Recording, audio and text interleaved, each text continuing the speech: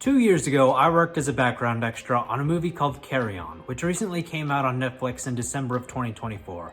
And so with the movie finally being out, I wanted to talk about a few behind the scenes things that happened and my experience being on set. I did already post a movie review on this channel for Carry On, and I was gonna throw all this information in that video, but I didn't want to make it an hour long, and so that's why this is gonna be a separate video. Now the movie is set in Los Angeles, but all the scenes at the airport, which is the majority of the movie, everything that the background was involved in was shot at Louis Armstrong International Airport in Kenner, Louisiana, which is basically New Orleans adjacent. So that's how all we Louisiana locals got to be a part of this movie. A lot happened on this set, for better and for worse, and it's one of the more memorable sets that I've worked on.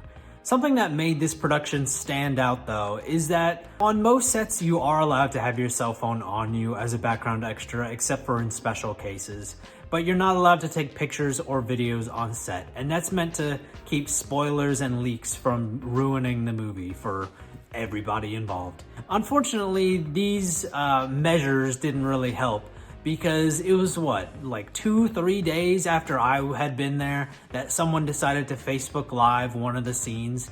I don't know what the production ended up doing to them. I'm sure they're dealing with a lawsuit or dealt with a lawsuit. And I guess that sucks for them, but I mean, what were you expecting? This is why the rule is in place, and you did the exact opposite, the furthest from it you possibly could.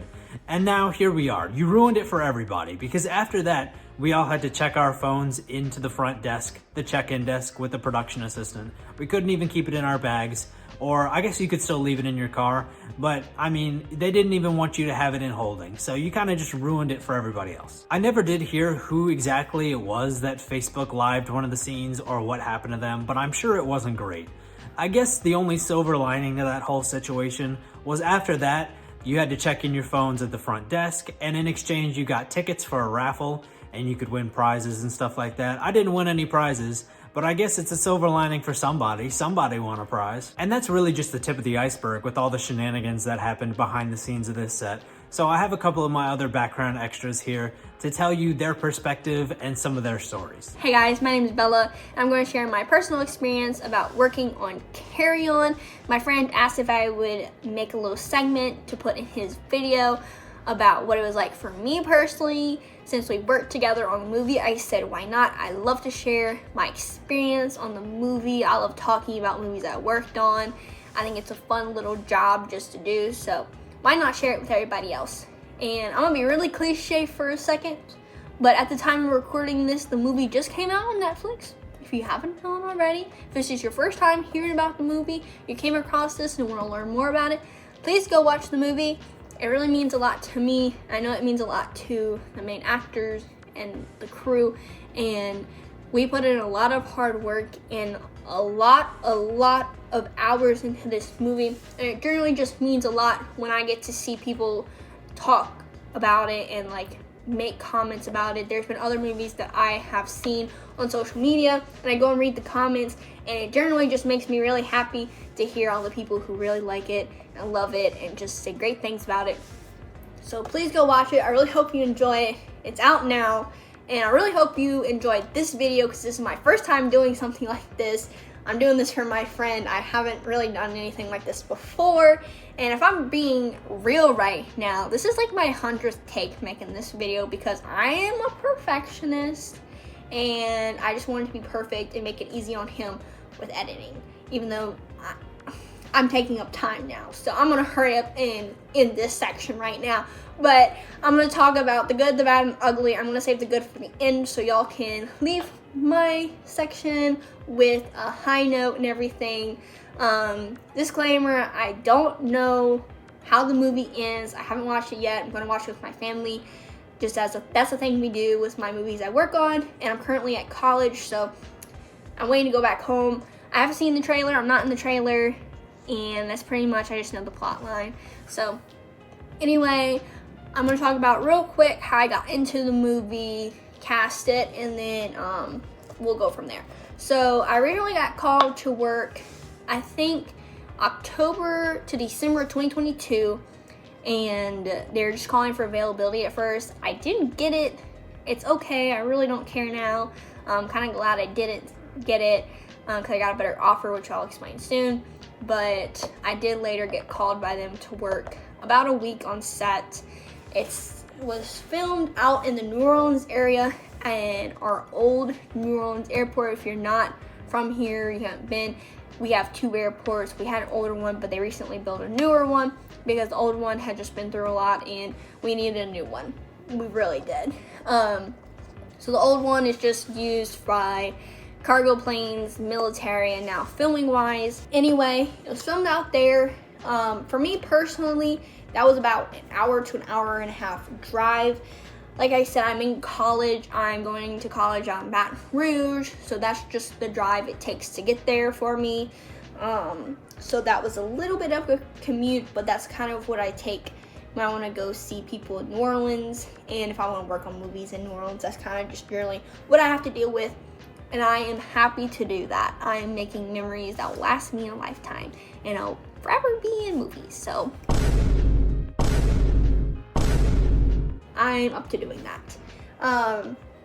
So I'm gonna talk, because that's kind of like it. Oh, I will say, I don't know if my friend's gonna mention this or not, but there was a rule in place since we were working in this building, because it's a specific type of building.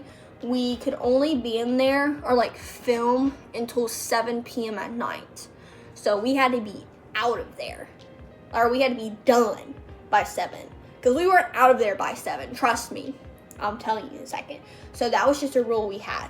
I'm not sure if that's like every building that is specifically that type when it comes to filming and working in them in this sort of way, but that's how it was for this movie, because I recently worked on another movie that was a travel airport scene, and that was the case for it, because I worked on it for a couple days as well. So I do know that for a fact. Anyway, so there was the call times. Okay, those things were something, but at the end of the day, that's what you sign up for. If you work on movies for a while, you know how they are. You're there all day. That's what they tell you when you're applying for it, when they call you, and when you confirm it, they say don't plan anything for the rest of the day. This is what you do. You're there all day. So on the first day, because I have photos of it that I took of like me getting onto the bus to drive there, I have a timestamp and it says 7 a.m. So first day it was 7 a.m. and so 7 a.m. to 7 p.m. and that's not bad. It's generally not bad. It's a 12-hour shift. So it was perfectly fine. The only issue that I had with this is that the call times got earlier. The earliest was 6 o'clock, and like I said earlier, I had to commute. My friend also had to commute as well. So for me, getting there at 6 meant I was getting up at 4 in the morning and leaving around 5-ish in the morning to make sure I got there on time. So that was a lot. I was very exhausted and tired, especially after it's a long day. You don't get to really take naps. If you can, it's like 5-minute nap. It's like a power nap. You're just closing your eyes and opening them back up, basically. That's as much as you're getting. If not none, And so it was just a really, really long time working on it.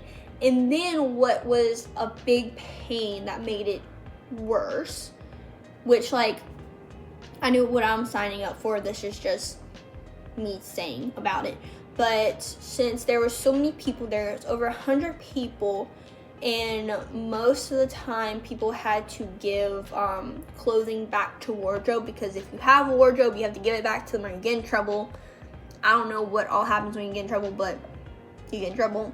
And so you have to wait in line to give wardrobe back, and then you have to go wait in line to get on a bus, because parking and set or holding is on a completely different location. So you have to take a bus there and back. So you have to wait in line to give your clothes, then you have to wait in line to get on the bus, and then you have to leave. So I think most of the time we were leaving probably around 7:30, 8 o'clock at night. So for me, that's another hour, an hour and a half back. And as soon as you get back, you have to eat, shower, repack your clothes from that day, because you're probably gonna need, if you brought any, they usually tell you to bring your own clothing to kind of help speed things along. So you have to bring your clothes back that you wore, because for continuity, they want you to look the exact same, do the exact same hairstyle, exact same makeup.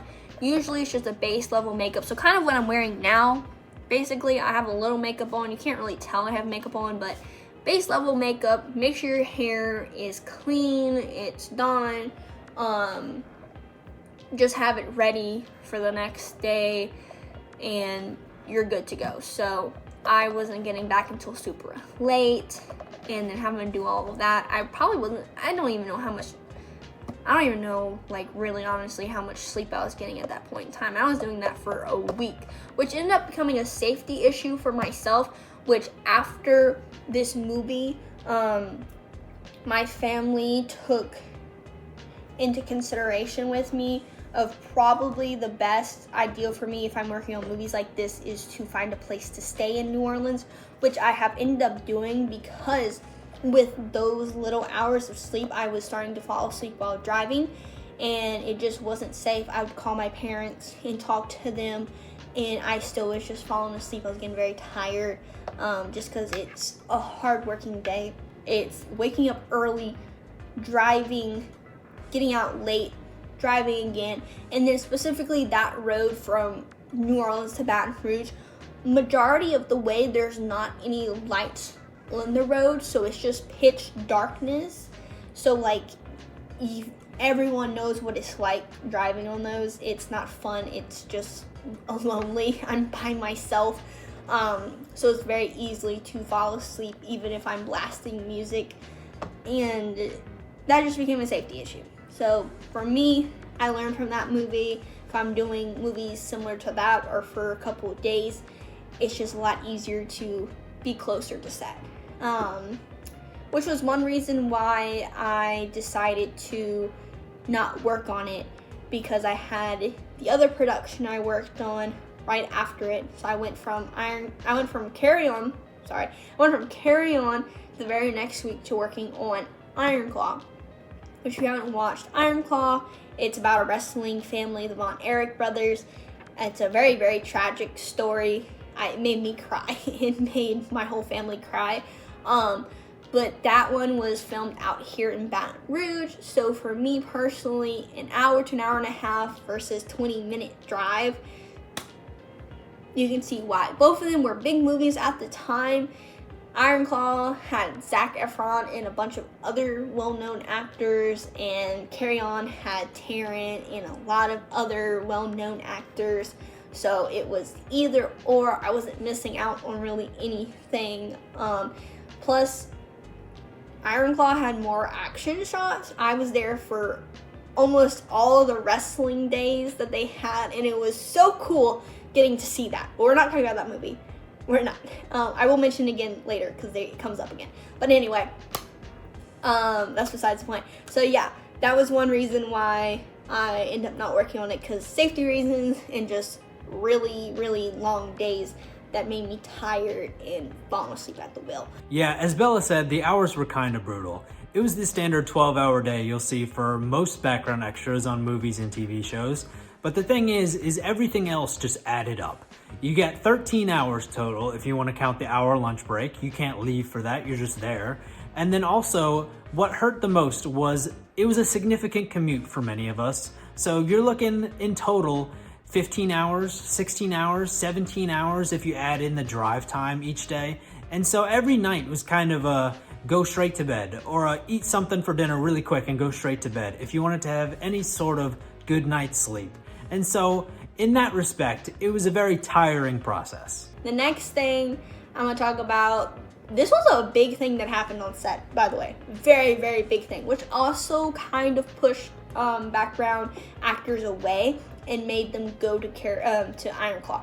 I'm sorry, those two names I'm probably gonna get confused because they're very similar to me.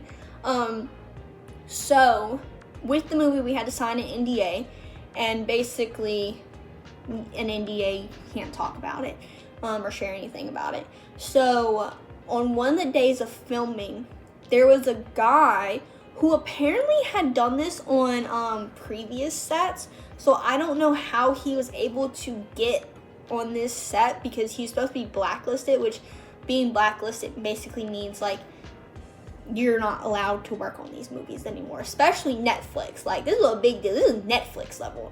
So like, I don't know how he was able to do this, but he had decided he was gonna record.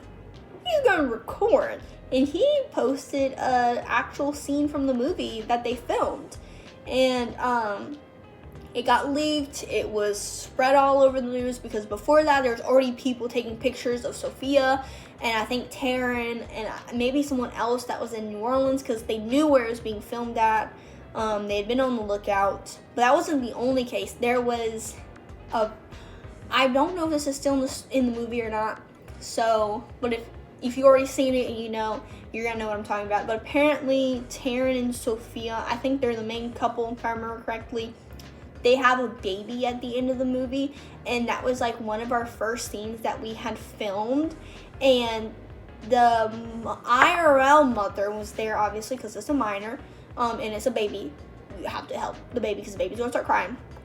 She had posted on the baby's like Instagram page, because it was an actor baby. I don't know. I actually saw it, so I know what it was. But it was like a personal page for the baby that she posted stuff about the baby, and she had said that it was like the baby talking. It was like, oh, my dad Taryn is making the movie, and it's the first time that he's having a baby in a movie, blah blah, something like that, you know. And that got leaked, and everyone's like, wait, oh my gosh, Taryn has a baby in this movie. And so that was a big deal, and it caused a lot of issues. And so they said we could no longer have our phones, and that we had to give it to the production crew who was watching over us if we were going to set. So what they did was give us little baggies, put our phones in there, gave us a number, and said, if you want it, you have to come back, tell us the number, we'll give you your phone, which caused a lot of issues, because there's people ranging in different ages from 18 all the way up to, I think, 65 was the casting. That's usually generally what the castings are. Maybe older, don't quote me on that, but people ranging in different ages, and a lot of people didn't want to go out with their phones, not just because today is age we are like glued to our phones and everything, but just generally like safety issues in case like something happens with a family member. Because I know at the time my mom was having health issues, and I wanted to have my phone in case I needed to go back home. Even though like they knew I was a part of that, they didn't know really how to get in touch with those people, but they knew how to get in touch with me. And like, even though I have my dad and other family members who are close, like still, you know, at the end of the day, if it's your parent, if it's your child, you don't want to not be there.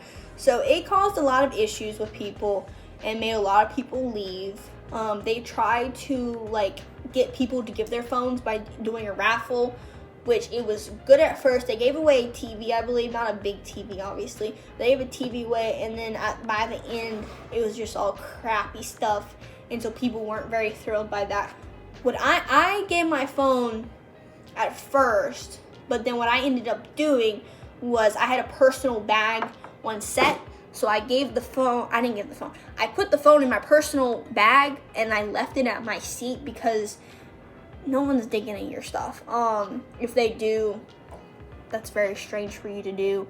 Anyway, I had my personal bag there. It was saving my seat. We all had our personal bags there with all of our gadgets that we use to distract us, and our clothes and everything. So I just put it there because at the end of the day, it saved a lot of time. If I needed to check on my phone, if I went to the bathroom or I had a break, it saved time because I didn't have to wait in line to get that. Plus, it was just a pain with the number because you didn't get the same number. So now you have to remember like 20 numbers. It's insane. I'm being dramatic, but so I personally just kept it in my bag. It was a lot easier. it didn't really matter. I wasn't bringing it on set. I wasn't sharing any information. So like, to me, it was a lot better for me and them. In the long run, it was just better for me, honestly. And I wasn't sharing any information. So that caused a lot of issue, which caused people to leave Carry On to go to Iron Claw, because at the time, these were the two big and only movies that were filming at the time. So, and they all needed the same amount of people. Like, they needed over 100 people for a lot of the Iron Claw scenes.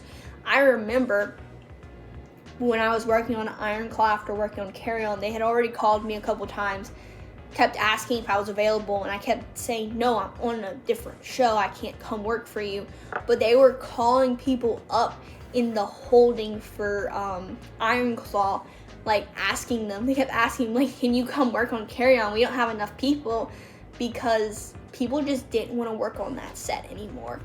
The issues with the phone, and then it wasn't just the phone issue, it was the hours too, but then also the production crew, a certain amount, and I think it was a certain person, I can't remember who it was not the nicest person to work with. They were just mean. They yelled at every single person, which like is not fun to be around. Like, working on movies is fun, it's tiring, yes, it is work, but like, no one should be you should not be yelling at someone.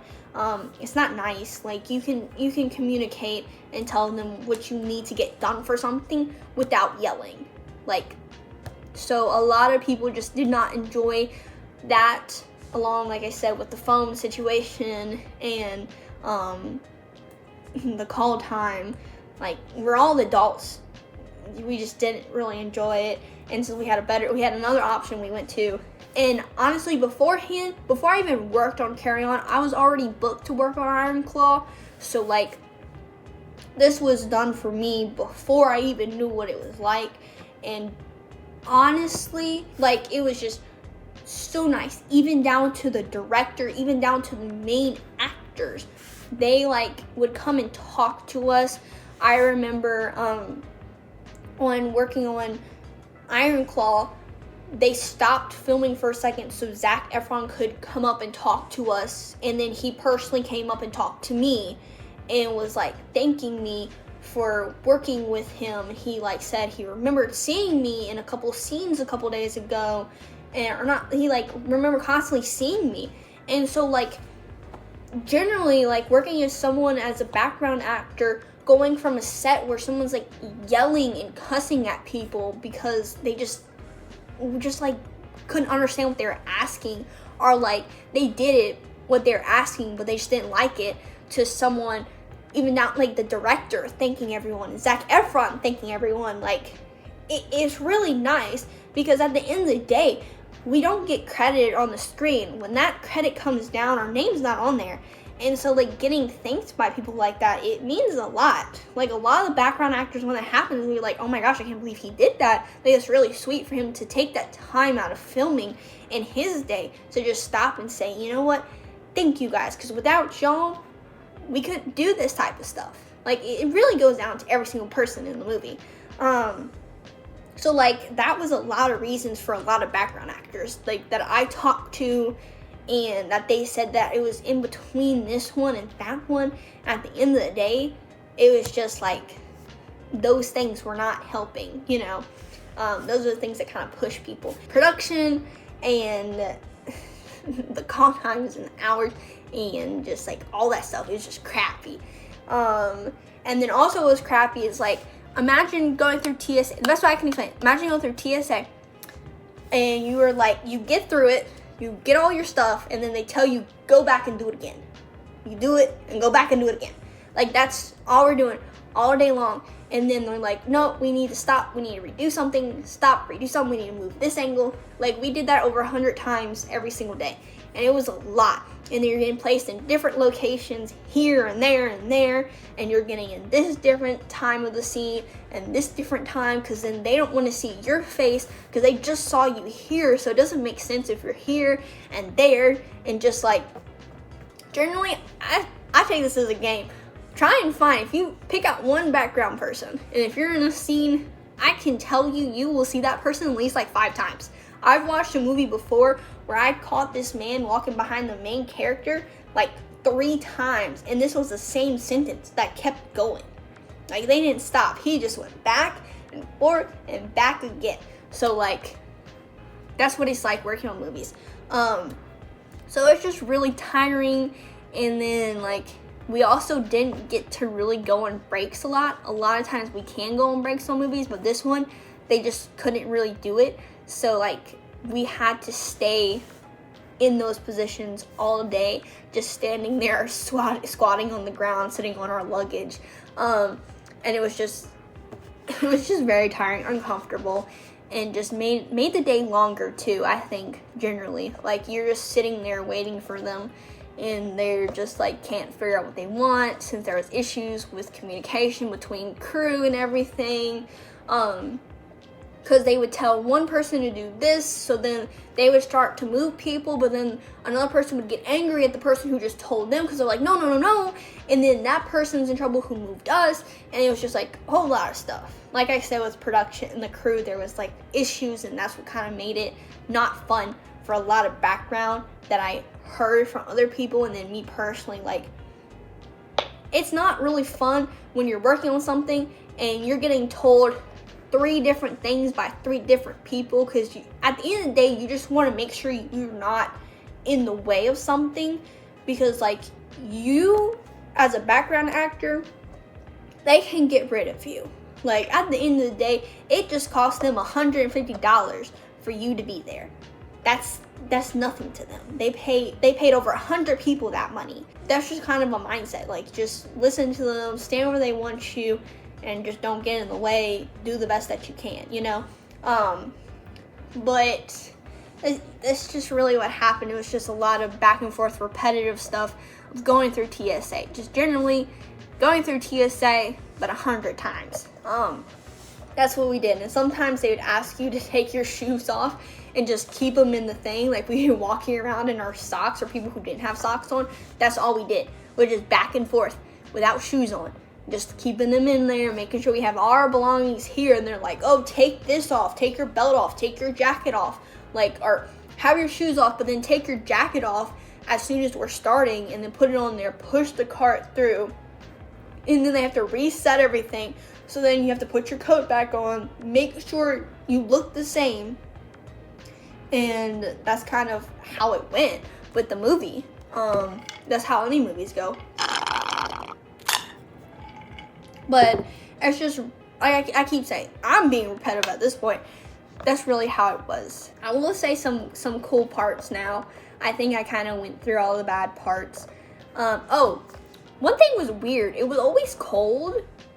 And we all like, why is it so cold? And I think one of the PAs told us, or like we found out somehow, that that one of the main actors, for some reason, liked it cold.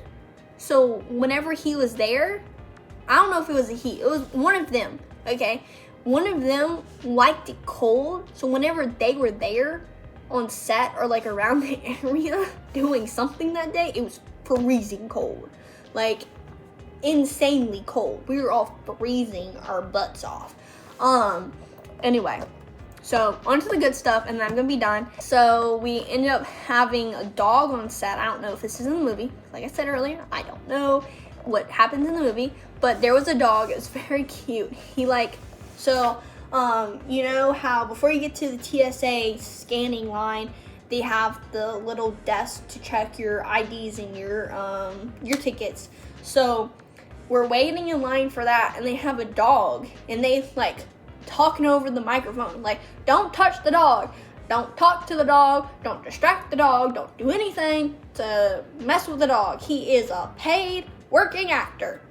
I don't think the person sounded like that, but that was just me being like that.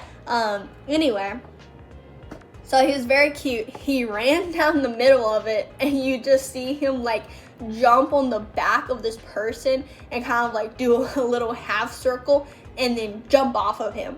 And it was just to knock him down, because I guess he was a bad guy. I don't really know what he was doing. I just know that's what happened.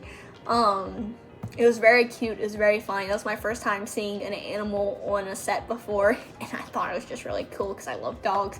I think it's cool when animals work on movie sets. So yeah, that was really fun and cute. I did see this in the trailer, which I think was very funny. Is I was there for when they were doing like the search downs and everything, and they're like, oh, is it because I'm white? Is it because I'm black? And then they did another one. I can't remember what it was, but I was there for it, and we were all dying laughing when it was happening. So it was very funny getting to see that, and then I saw it in the trailer, and I was like, oh my gosh, that's actually really funny. And then I did get to do a scene with Taryn. I don't know if it's still in the movie, but we had to stand at like the end of the scanning x-ray device for the luggage, and it was stuck, and he wasn't doing his job because I think the bad guy was talking to him or doing something. And so they came up to us and they're like, hey, we want y'all to cuss at him, get in his face, yell at him, tell him he's not doing his job, all kinds of crap that she would just, like, you're in an airport, be angry, you're late for your flight, he's not doing his job. And then Taryn comes up in his accent, because he's not from America, and he's like, no, please do it, like, cuss at me, like, all this kind of other stuff. And I was like, I've never done this for a movie before. I thought it was very strange, but I thought it was funny, so they're like, just let him have it. So that's what we did. We let him have it, and he was like, give me more, and I'm like, okay. And so that was fun to do that. And then I did get a prop from the movie. This was handed out to me, disclaimer, this was handed out to me by props and production crew, so don't come for me. They had, I think he was supposed to be a rapper or something, and he was singing, and then at the end of him singing, he gave out pamphlets to all of us, like, oh, here's my stuff, here, have this. And so we did that, and whenever they were done, they're like, hey, we're not filming this ever again, like, this is done, this is the only thing we're going to use these for. And I actually got one of the flyers. It's like this big, it's pretty cool. I don't have it on me, but I do have that to remember the set by. It was very cool that they did give it to some of us. Like, they were handing out, we're like, oh, can I have one? And they're like, yeah, here you go. We're not using them anymore. So that was really cool. I have that as a little souvenir that I'm gonna like put up one day in my stuff. Oh, I have a story about my friend too. So me and my friend who is making this video, yeah, I'm gonna talk about you, and you're gonna, once you start hearing me, you're gonna be like, yep, that's exactly what I did. So me and him were not the same casted character, basically. I was TSA. He was like a restaurant person, and his butt would go and hide in a corner because he didn't want to be on camera because they weren't on the angles, they weren't getting him. So he was just staying out of any of the angles that they possibly could so he wouldn't be in there. And I was like, when I had my phone at the time, I would text him and I'd be like, where are you? And he's like, oh, I'm in the corner. And I'm like, how dare you? I'm up here working my butt off and you're over there sitting down and relaxing. He's like, yep, I sure am. And I was just like, you're kidding me. I like would love that right now. I am standing here just wanting to just sit down for a second. But no, his butt was over there relaxing. But he ended up getting used. The week that I was there, he wasn't used at all. But after I left, because he stayed on there longer, he ended up getting used. So he got his time. I just thought it was funny that when we were there, he was like being lazy while I was working. And I was like, man, do something. Yep, that's exactly what I did. So about halfway through the first day that I was on set, I realized that I wasn't on camera. So for the first 3 or 4 days that I was on set, I kind of just sat around and hung out because there was nothing for me to do. I was a bar background extra, and we didn't do anything with the bar until the second week I was there. And so I got to take naps, if you want to call them naps. I didn't really get to sleep because there's nowhere to lay down. The chairs were not super comfortable. I kind of just passed out. And so I got some sleep. I wouldn't call it, restful sleep, but I got some sleep here and there, and I got to rest. And so that was good for me, at least. The vast majority of what we background extras did for this movie was all in the same general area. So they just kind of mass booked people. They needed as many people as possible, and they needed to book them for as long as they could until they didn't need them anymore. And so for people like me who were booked as background barbacks, we didn't really have anything to do. We were there because they needed us to be there. They didn't know until they knew. And so they just had to make sure we were there in case. Anyway, I have one more story I'm going to talk about, and then I'm going to be done for this video. But I hope you enjoyed it so far. I hope I didn't go too fast through things. But for my last story, I'm going to say a funny story about Taron, the main guy himself. When I was working on there, he was used a lot, but since I was in different spots throughout the filming of this, I kept hearing a noise. I kept hearing this. I kept hearing that. Someone kept clapping really, really fast, exactly like that. And I was like, man, who is doing that? And I kept hearing it. Before every single take, I kept hearing it. And I'm like, oh, it's probably just some background character making some type of noise, doing something. But then it just kept getting too much, and it kept happening every single time. So I'm like, what is going on? But then, when I finally got close enough to Taron himself, I got close enough to this man, and before every single take, I don't know if he does this for every movie that he's on. I would like to know if someone else has worked on a movie with him, if he does this, but before every single take, he would just do that over and over and over again. They would cut, and they would be like, all right, places. Just hear that over and over and over and over again. And it was actually really, really funny. I've never really been with a main actor who has had something. I know some of them do, and I've seen them talk, or they move around, something like that. But something so just loud that they're doing, it was very, very funny. I just thought it was hilarious, and I always try to tell people about that whenever I mention Carry On, because I just think it's a really funny story. So that's why I saved it for last. I believe that's all my stories. Since that, I ended on a good note for y'all. I really hope you enjoyed hearing my stories about this. It took me so long recording this video for y'all, just for it to be in a little segment. But I really do enjoy working on movies. I hope you enjoyed hearing my experience on the movie, even though there was some bad experiences. And at the end of the day, you know what? You can't blame it. Every movie is going to be different because it's done by different people. Movies are done the same way. It has production, has crew, but it's down to the people who work it. And I've worked on way worse productions than that one, and I'm not going to say it's the worst production I've ever worked on, but it's definitely not the greatest production I ever worked on. The greatest production I ever worked on, and I'm extremely, extremely so proud that I worked on, was Iron Claw, which just so happily happened after working on this set.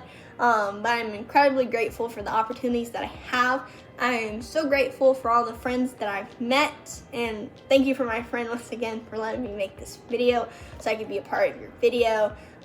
Hopefully you'll see me again on another one of his videos. I enjoyed doing this, and make sure you go and watch Carry On Netflix. I love you guys, and I'll see y'all later. Good morning, everyone. Rick here, coming to you from Buffalo, New York. Yeah, that's right, Buffalo, New York, where it's about 10 degrees and 14 feet of snow out on the ground, LOL. I worked on Carry On for about 3.5 weeks. I enjoyed it, I really did. The set was filmed in New Orleans at the International Airport. We had our own wing. The pay was actually great. 3.5 weeks I worked on it. It was really great pay. I mean, I have to mention that right up front. The food was good, but most importantly, the fellow workers that I worked with, the background actors, everyone I met, the ones that I've worked with before were really great. It was good catching up with them. I actually got to meet Taron Egerton and Justin Bateman. I talked to them for about 2 seconds each, but at least I talked to them. The working conditions were great. I did not mind it. Yeah, we had to get up early in the morning to be there, and we worked late at night, but it was worth it. I really enjoyed working on Carry On. So I just wanted to say hello and say good morning and wish everyone a great day. Bye now. This set was tiring in more ways than one, and so it ended up being one of the most physically and mentally draining sets that I've ever worked on. I'm just glad that I wasn't stuck being one of those people on the TSA lines like Ricky and Bella, because they just went back and forth, back and forth, back and forth, and just stood still in line, you know, for weeks. At least I got breaks. I got to sit down because I wasn't on camera. They were constantly being used. I got a little bit of leeway here and there, and they were just, you know, put through the ringer every day. And so, you know, that's good for me. The funny thing is, even though this was kind of a drama-filled set, and it was very tiring, and I wasn't having the most fun while I was there, I do now miss it with hindsight. I don't know what it is, but the sets that I work on for a chunk of time, as opposed to just a day or two, I end up missing those sets more than the ones that I only work on for a little while. And so I don't know if that's something that, you know, other people experience or it's just me, but that's just how I feel about it. And also, there were some fun aspects to this set. I did know a lot of people that were working on that set at the time. And so I had friends that I could talk to and hang out with. And, you know, I don't know, maybe I just miss seeing people. Is this what this feeling is? This is a different kind of video that I've never really done before, so I don't even really know how to close this video out.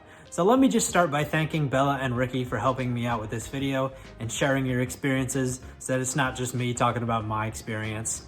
If you stuck around to the end of this video, thanks for hearing our stories, and maybe I'll make another video like this about something that I've worked on one day, but that's something to think about later down the line.